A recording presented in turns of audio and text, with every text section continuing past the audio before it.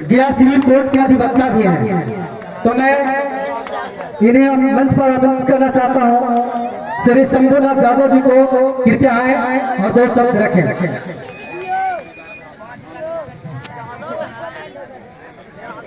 बहुत बहुत धन्यवाद। जैसा कि आज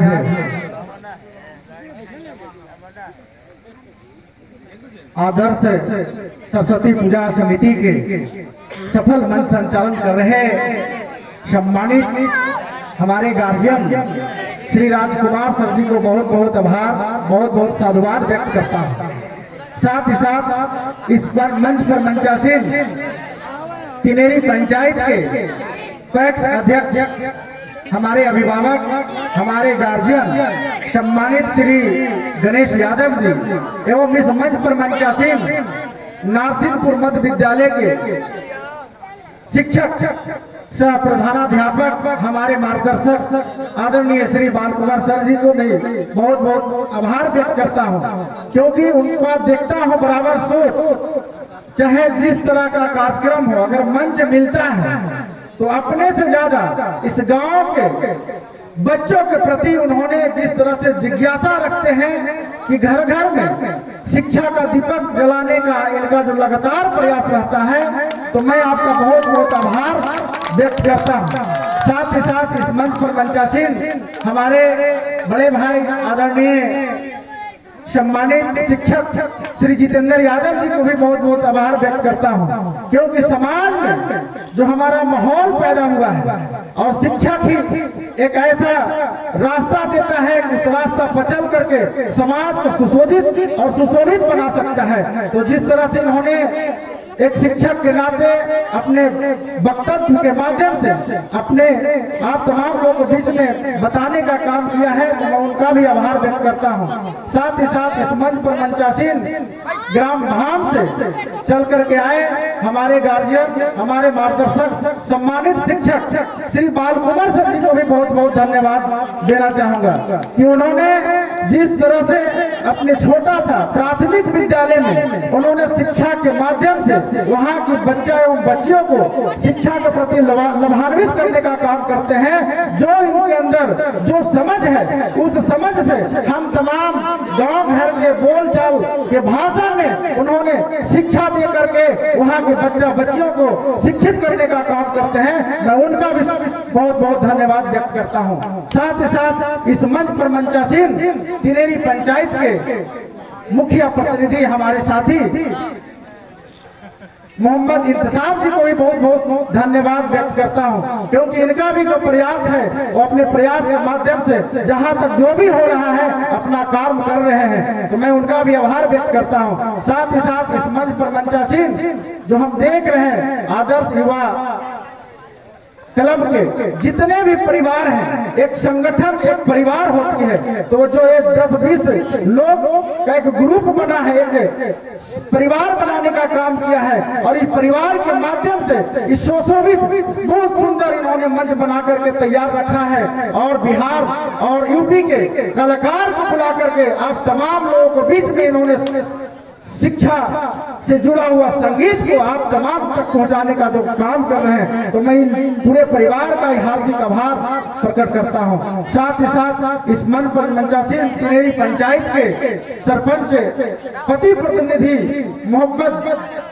साहू जी, मैं उनका भी धन्यवाद व्यक्त करता हूं। साथ ही साथ इस मंच पर मंचासीन तिनेरी पंचायत के उप मुखिया हमारे संघर्ष के साथी श्री उपेंद्र यादव जी का भी धन्यवाद व्यक्त करता हूं। साथ ही साथ नारसिंहपुर के ही रहने वाले हमारे युवा साथी डॉक्टर धर्मेंद्र यादव जी को भी धन्यवाद व्यक्त करता हूं कि आपने जो लगातार संघर्ष के माध्यम से अपना एक पहचान बनाने का काम किया है, आप इसी जुनून के साथ आगे बढ़ने का काम करें, आप ऊंचाई तक जाने का काम करेंगे, मेरी शुभकामना है। साथ ही साथ इस मंच पर बहुत सारे सम्मानित ऐसे साथी हैं, मैं सभी को हार्दिक आभार व्यक्त करता हूं। और साथ ही साथ हमारी आवाज जहां तक भी जा रही होगी, जिनके कानों में जा रही होगी, न चंदन है, न रोड़ी है, न चंदन है, लेकिन मेरी आवाज जहां तक भी जा रही है, उन तमाम लोगों को हार्दिक अभिनंदन है, हार्दिक अभिनंदन है।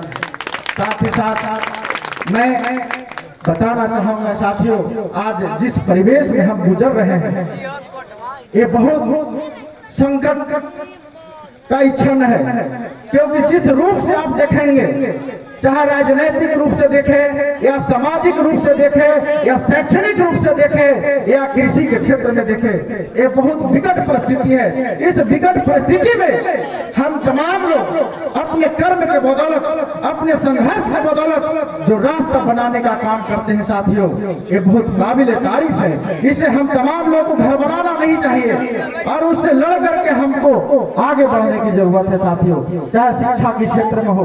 आज हम जिस गांव में है, हमारे जीरा से करीब 50 किलोमीटर दूर पर ये सुदूर इलाके में ग्राम नारसिंहपुर की गांव है।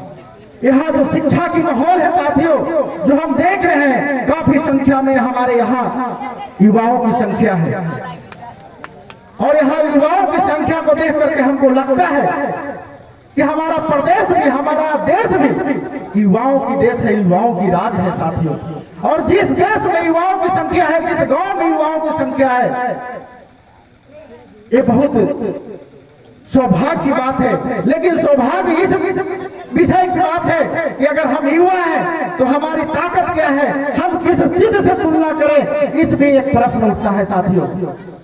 जिस तरह से हम तमाम लोगों ने पढ़ने का काम किया है कि युवा और वायु दोनों का समानांतर रखा गया है, जिस तरह से आयु जो हम तमाम गांव घर में हवा कहते हैं, जो जिस तरह से हवा अपना रुख अपनाता है, जिस दिशा में चलता है, चाहे वो पूर्वैया हवा हो, पछिया हवा हो या दक्षिणैया हो या उत्तरंगी हो, जब वो जिस दिशा में चलता है साथियों तो वो अपना अंजाम छोड़ करके जाता है। और हम लोग कहते हैं कि आज क्या उत्तरंगी हवा चला है, देखो इस तरह के उन्होंने दिखाया है। उसी तरह से हम तमाम युवाओं का भी होना चाहिए, क्योंकि युवा और वायु दोनों का एक ही रूप दिया गया है। युवा भी जिस रूप में जाता है, जिस रास्ता से जाता है, उस रास्ता में भी अंजाम छोड़ जाता है साथियों। लेकिन हम तमाम युवा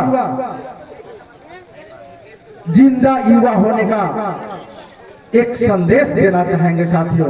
हम तो देख रहे हैं कि यहाँ 20 साल का युवा मर चुका है, जिंदा युवा मर चुका है, लेकिन इसी गांव में हम देखते हैं जो 80 साल के बुजुर्ग हैं वो जिंदा है। युवा से कहीं भी ज्यादा उनके अंदर हौसला और ताकत देखते हैं। मेरा कहने का अर्थ है साथियों कि युवा 20 साल के होना यह दर्शाता है कि अगर आपके आंखों के सामने किसी के ऊपर जुर्म हो रहा है, शोषण हो रहा है और आप अपनी आंखों से देख रहे हैं और ही आकर के उसको नजरअंदाज कर रहे हैं, लेकिन आपके बगल में बैठे हुए 80 साल का बुजुर्ग अपनी लाठी उठा करके उस जुर्म और शोषण के खिलाफ लड़ाई लड़ने का काम करता है साथियों, वही आज के डेट में असली युवा है। आज के डेट में असली युवा है साथियों। मेरा कहने का अर्थ यह हुआ साथियों, आज जिस तरह से हम भी त्रिस्तरीय पंचायत चुनाव में अपने भागीदारी निभाने का काम किया था साथियों, मैं भी घर घर जाकर के एक एक व्यक्ति से, माताएं बहनें एवं युवा साथियों से या यहाँ की गार्जियन से भी आग्रह करने का काम किया था। आग्रह इस रूप में था कि मैं आपके बीच में एक प्रत्याशी बनकर के एक मुखिया प्रतिनिधि के रूप में आया हूं साथियों, और मैं अपने घोषणा पत्र ला करके आपके बीच में रखने का काम किया था। लेकिन यहाँ के युवा हो या यहाँ के बुजुर्ग हो या यहाँ के माताएं बहनें हो, अपने काम में ठेपी बंद करके सोने का काम किया है साथियों। हमारा जो सोच थी, हमारा जो मिशन था, उस मिशन को आप लोगों ने समझने का काम नहीं किया। आज जो हम देख रहे हैं इस मंच के माध्यम से मांग किया जा रहा है, इस चुनाव में हमने घोषणा पत्र के माध्यम से उस मांग को पहले ला करके आप लोगों को बीच में रखने का काम किया था कि आगे अगर हमारी मौका मिलेगी तो मैं आपके बीच में क्या क्या कर दिखाऊंगा साथियों। ये घर घर जाकर के हमने बताने का काम किया था। खैर उस समय चल गया, गैरों अपनों ने ठगा, गैरों में क्या दम थी, ये कहानी आप लोगों ने सुना होगा साथियों। तो अब मेरा अपनों ने ठगा है, गैरों में क्या दम थी। मैं भी इस मंच पर सुन रहा था, कुछ विद्वान लोग बैठे हुए थे, छोटी छोटी बातों पर दांत दिखा रहे हैं। मेरा बहुत ज्यादा उम्र नहीं हुआ है, लेकिन मैं भी बहुत घूमता हूँ, हर एक समाज में बैठता हूँ, उससे कुछ ज्ञान मिलता है। तो मेरा भी समझ बढ़ा है कि कौन सी बात पर हंसना चाहिए, कौन सी बात पर जवाब देनी चाहिए, कौन सी बात पर चुप होना चाहिए। लेकिन खैर ये अपनी अपनी समझ है, मैं विशेष नहीं जाना चाहूंगा, लेकिन इतना जरूर कहूंगा कि आने वाला समय में आप तमाम लोग जागे, अपनी जमीन को जगाएं। जो जिनके अंदर जिनका अपना इतिहास नहीं है, जिनके अंदर अपना इतिहास का समझ नहीं है, अपना भविष्य का समझ नहीं है, वो इंसान इस धरती पर मानव नहीं, एक जानवर के सम्मान है, एक जानवर के सम्मान है। क्योंकि इस देश में जो आज हम बोलने का जो मौका मिला है और हमारा जो अधिकार देने का जो काम किए हैं, चाहे शिक्षा के क्षेत्र में हो या मजदूरी करने की अधिकार हो, या माइक पकड़कर बोलने की अधिकार हो, या किसी क्षेत्र में हमारी लड़ने के अधिकार हो, जिन्होंने देने का काम किया है इस देश के संविधान निर्माता डॉक्टर भीमराव अंबेडकर ने देने का काम किया है साथियों। और उनके दिए हुए अधिकार को हम तमाम लोगों ने पढ़ने का भी काम नहीं करते हैं, जानने का भी काम नहीं करते हैं, लेकिन हम तमाम लोग के अंदर प्राकृतिक ने 2 आंख दिया है, 2 कान दिया है। किसी के कहने पर, किसी की दिखाने पर हम लोगों ने देख लेते हैं और किसी के कहने पर हम लोगों ने सुन लेते हैं। खैर वहां तक ठीक है, लेकिन जिस देश में हम रह रहे हैं, जिस समाज में हम रह रहे हैं, उस समाज के बारे में भी जानने की आवश्यकता है, जानने की जरूरत है साथियों। जब तक जानेंगे नहीं तब तक आप समझेंगे नहीं, और जब तक समझेंगे नहीं तब तक अपने अधिकार को लिए लड़ेंगे नहीं, आगे बढ़ेंगे नहीं साथियों। इसलिए मैं आप तमाम लोगों से आग्रह करना चाहूंगा कि आप अभी से भी जाग उठें, जब जागे तब सवेरा। आप अभी से भी जागे और अपने लिए, हमारे लिए नहीं, अपने समाज के लिए नहीं, अपने देश के लिए नहीं, आप अपने लिए जागिए और अपने बच्चों के लिए जागिए, और जाग करके अपने हक व अधिकार के लिए आगे आइए और लड़ाई लड़िए और सही नेतृत्वकर्ता को चुने, ताकि आने वाला समय में आपके हक व अधिकार को लड़ाई लड़ करके जिताने का काम करेगा, आपके घर घर तक विकास पहुंचाने का काम करेगा। मेरी यही आप तमाम लोगों से गिरवत प्रार्थना है साथियों। जो मैं देख रहा हूं यहाँ पर तमाम लोग ने आपने आंखी मारी निगाहों से देखने का काम कर रहे हैं साथियों।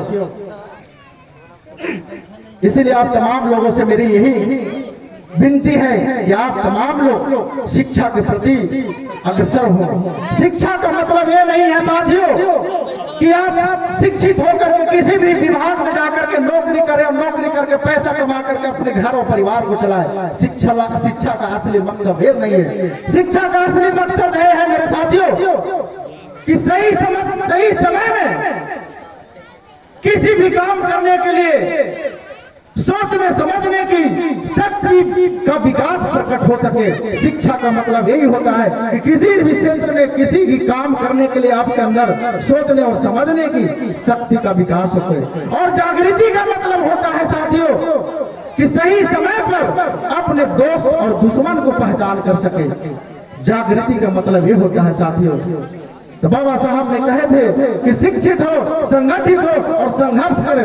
आप तमाम लोगों ने शिक्षित हुआ है, संगठित भी हुआ है, लेकिन अपने लिए संघर्ष नहीं कर रहे हैं साथियों। इसलिए आप तमाम लोगों को संघर्ष करना होगा।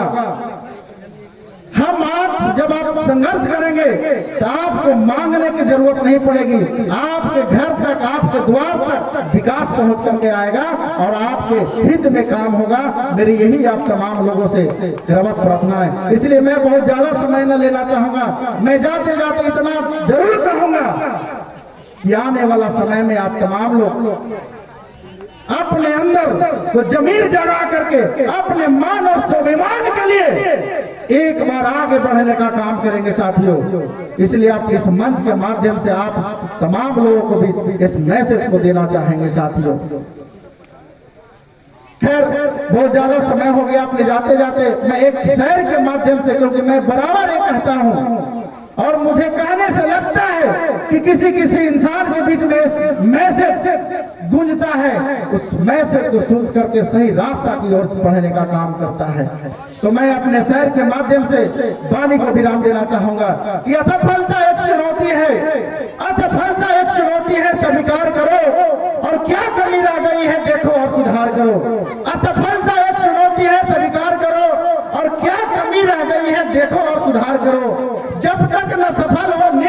को त्यागो तुम, जब तक न सफल हो नींद चैन को त्यागो तुम, संघर्षों के मैदान छोड़ मत भागो तुम, संघर्षों के मैदान छोड़ मत भागो तुम। कुछ किए बिना जय जयकार नहीं होती, कुछ किए बिना जय जयकार नहीं होती, और कोशिश करने वालों को कभी हार नहीं होती, कभी हार नहीं होती, कभी हार नहीं होती। बहुत बहुत धन्यवाद। मैं पुनः आदर्श सरस्वती पूजा कमेटी के पूरे सदस्यों को मैं हार्दिक अभिनंदन करते हुए आपका बहुत बहुत धन्यवाद, बहुत बहुत साधुवाद करते हुए मैं वाणी को विराम देता हूँ। जय हिंद, जय भारत, जय संविधान, जय भारत।